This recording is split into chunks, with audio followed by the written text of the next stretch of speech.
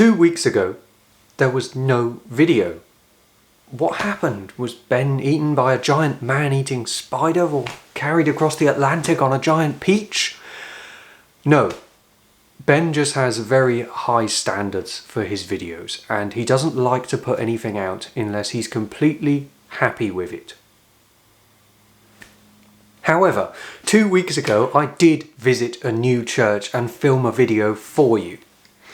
But I was so bemused and confused by the organ there that I just wasn't satisfied with what I'd recorded, and I had to make that call not to upload. However, there's some good news, because this week I went back to that very same church, armed with just a little bit of experience and some new music, and perhaps we can prove today that with a little bit of love, even the trickiest church organ can become angelic.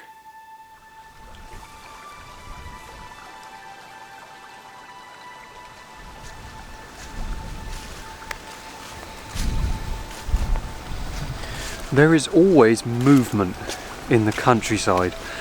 Sometimes it's the hum of insects, but today it's the roar of a vicious wind all around me and up there on the hills. Today I'm in a village called Godmanston, and I've been here before. This is a village which I had hoped that you would see a couple of weeks ago, but it didn't work out, and I can show you why in a moment. It's good to be back though, although it is much colder now. Godmanston is a fantastic village name, and I just pronounced it wrong because it's Godmanston, because tun means farm, and I suppose Godman was a landowner here long ago. Oh wow.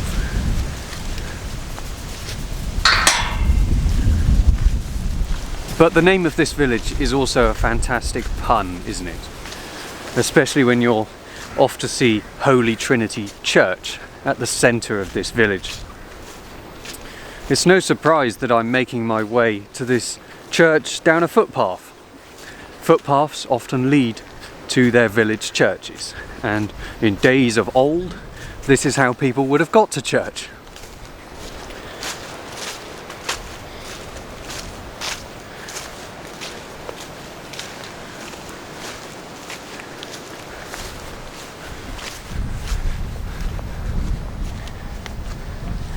The familiar footpath signs leading us to the various villages along the Cerne Valley, and the Cerne is of course the river which passes through these villages. It's so hard to resist filming absolutely everything as I go along, because despite the cold, the scenery is magnificent.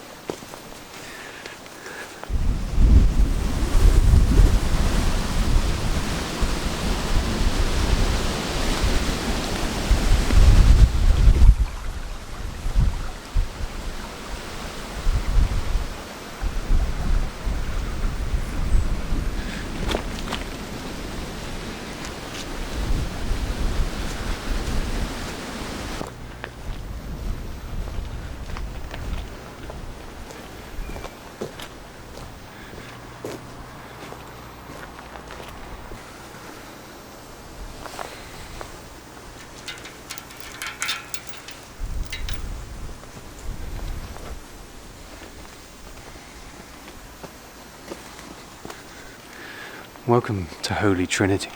It's so good to be here again.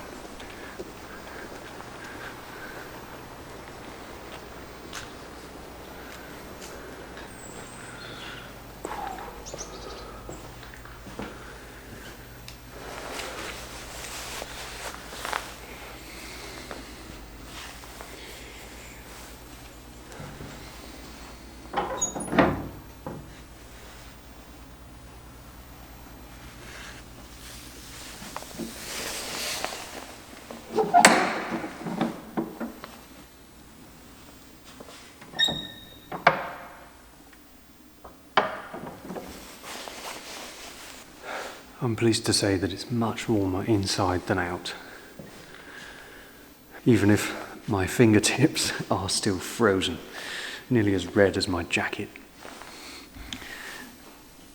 When I last came here, I didn't say a word about this church. Perhaps I needed to learn more about it first. There's so much beauty in the small things, so much emotion in the small features. Look at these apples on top of the font. It's like a still life, the perfect juxtaposition of the sacred and the pastoral, and the gently undulating, swirling sunlight on the stone floor. Last time I came here, I did not appreciate two very significant features. One of which is this reset Roman altar, which has been taken from somewhere, presumably a Roman villa near Dorchester perhaps, and 12th century masons have built it into this chancel arch. They've put it there on its side. I wonder why they chose to use it. Maybe it was for convenience. Maybe that was the only reason. But it now forms the base of the chancel arch, a Roman altar stone. And perhaps more poignantly, up here, on the left-hand side of the chancel, we have two memorials. On the right, memorials to three vicars from the same family, whose surnames were vicars. The last is the Reverend Matthew, who was the priest here until he died in 1853, aged 80. And perhaps the most sad memorial of all, here on the left, is to two girls who both died when they were 19 years old, Frances Wainwright and Mary Vickers. Mary was Matthew's daughter. The story goes that these two girls were out on the downs, which you've just seen, in weather conditions very much like those today, and they got too cold. They caught pneumonia, and that's how they died. Two friends, just over a month apart. And look above. They're depicted as angels flying up to heaven. It's one of the saddest memorials I've ever seen in a village church.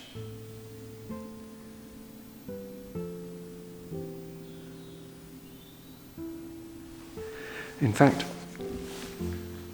last time I came to this church, when I went home and I looked through all of the notes I'd taken and the footage which I'd produced, it was that memorial which struck me most. And then I thought about this Roman altar, and it became clear that I needed to bind the two of them together with music. And that brings us to the organ here.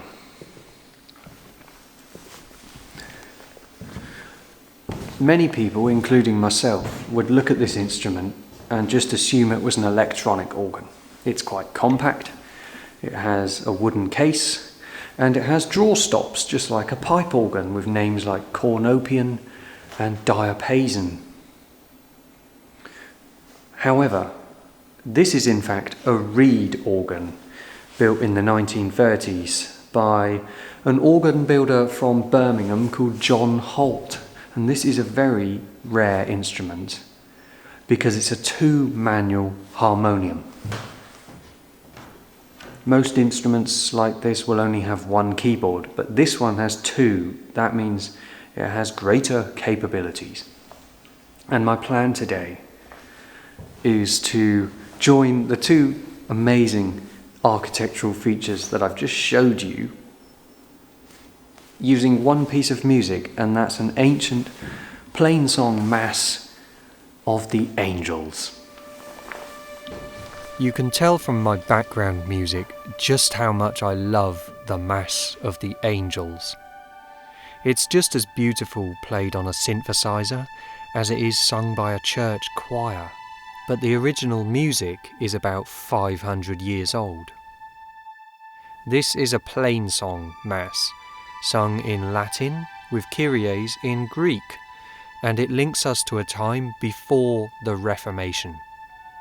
However, before we begin, there's one key issue to address. You'll be fully aware by now that this was not my first visit to Holy Trinity Church. However, I did keep all the footage from last time, and we can refer to it as we go. But the key problem was that this organ is very difficult to record, and it took me a bit longer to acclimatise to it, I'm afraid, mainly because it's a reed organ.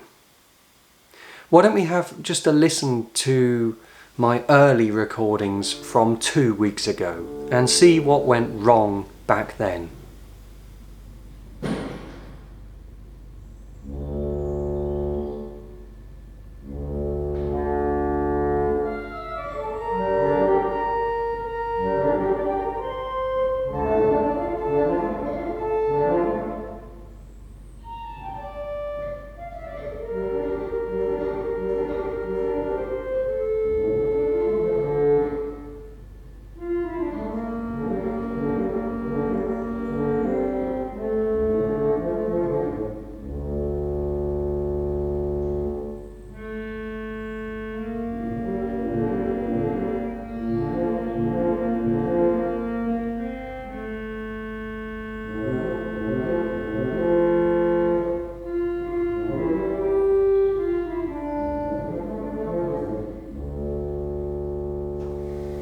That recording really represents the early stages of trying to play any church organ in a village church.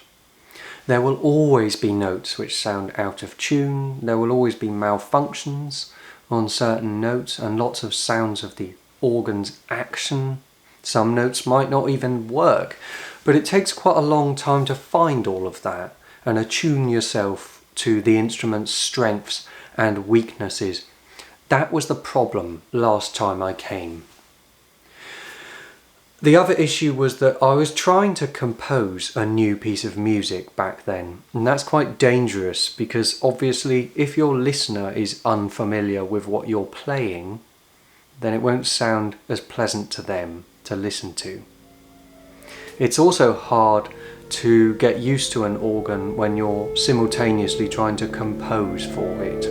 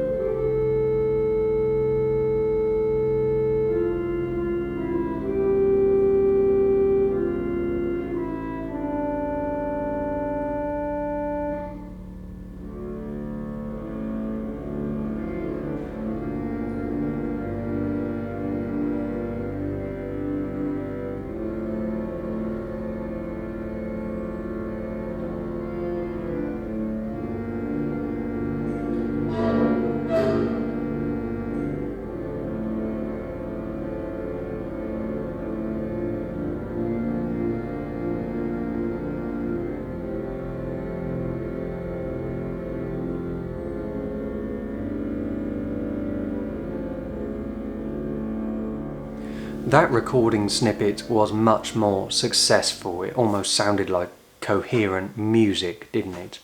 But there was still one problem. I only realised afterwards that this organ has shutters on the top, like swell shutters on a pipe organ. When those shutters are open, the organ is louder, of course, and I think that they're controlled by the knee levers under the keyboards.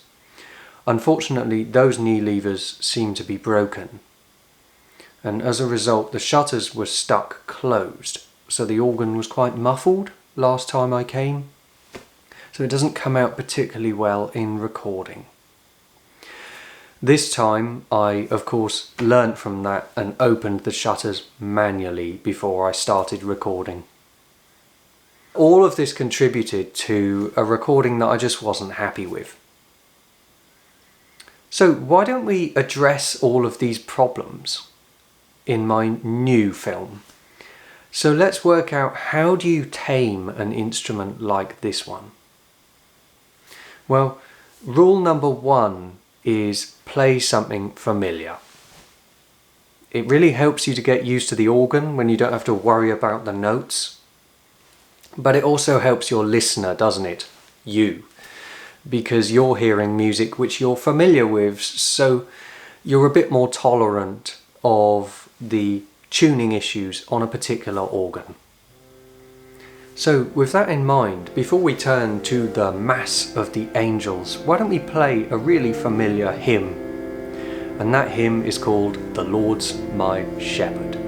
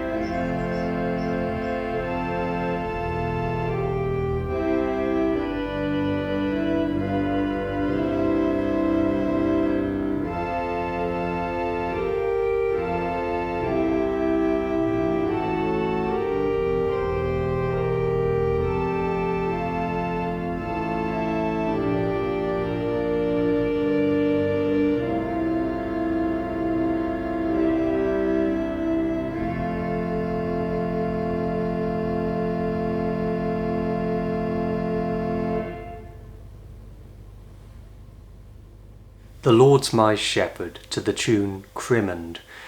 I absolutely love playing hymns like that because they seem a perfect blend of the sacred and the pastoral, don't they? Just like those apples that I saw on the font. Now let's turn to rule number 2. We've addressed the situation about playing familiar music, but what else helps you to play a very difficult church organ? Well, my second piece of advice is to keep it simple. Sometimes an organ can sound beautiful playing just one line of melody, and that's where we come to the Missa de Angelis, the Mass of the Angels.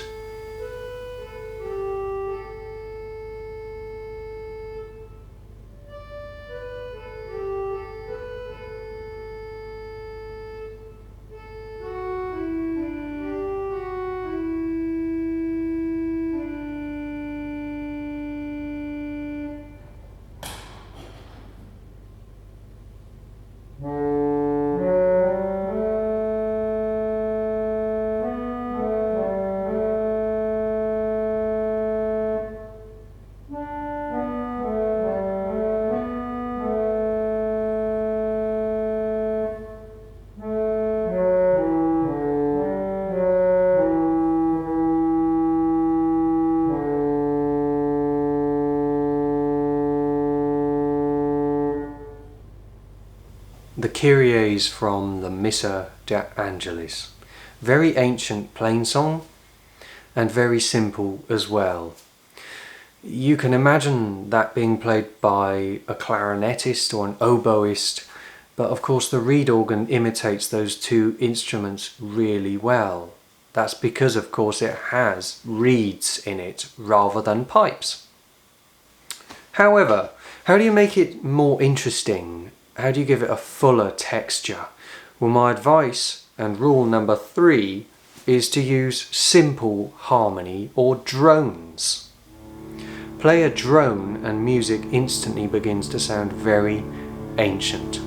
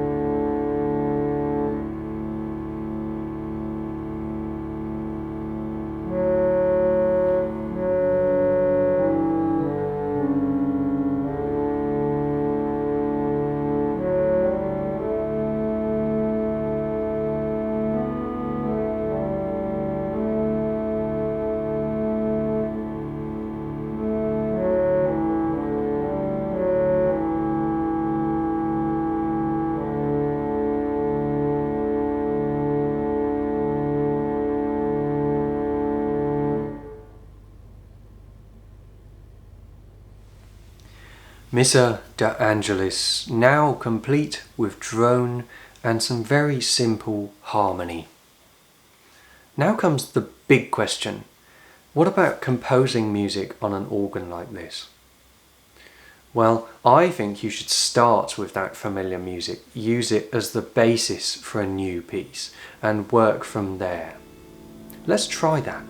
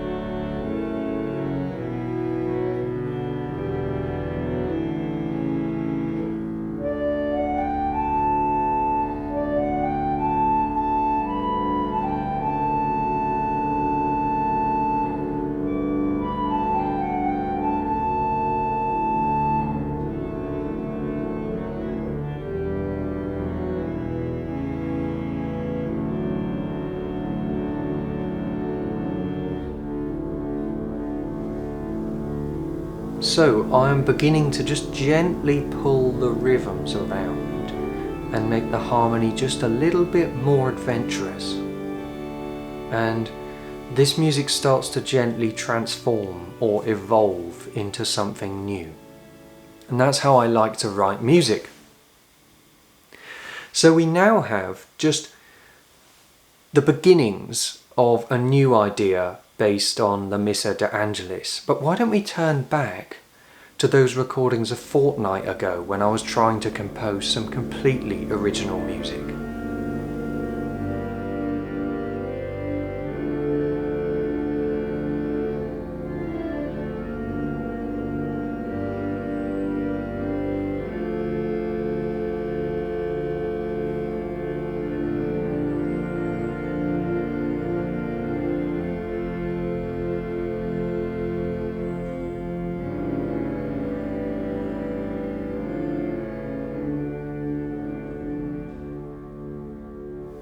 It's very scruffy, it's inconsistent, it's unfinished, but there is something there, isn't there? There's a kind of elegy in there somewhere.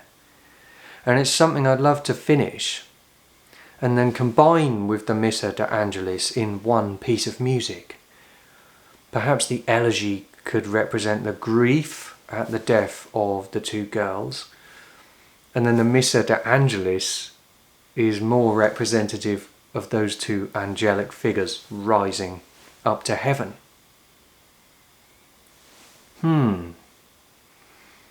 So why don't we conclude this video with a full performance of the new reworked piece played on my Viscount organ at home, where it's much warmer.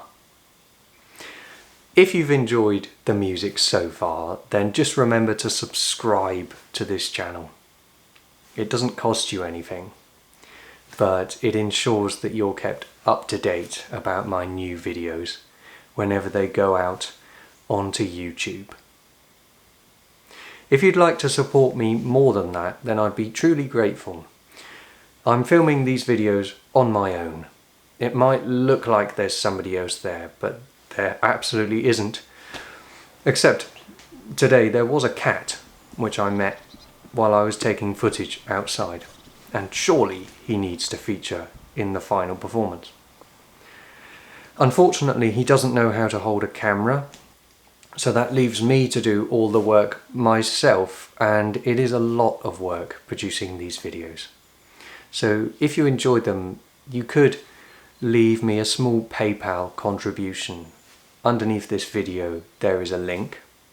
If you click on that, it takes you to my PayPal donations page, and from there you can leave a small contribution if you'd like to, and if you're enjoying today's music.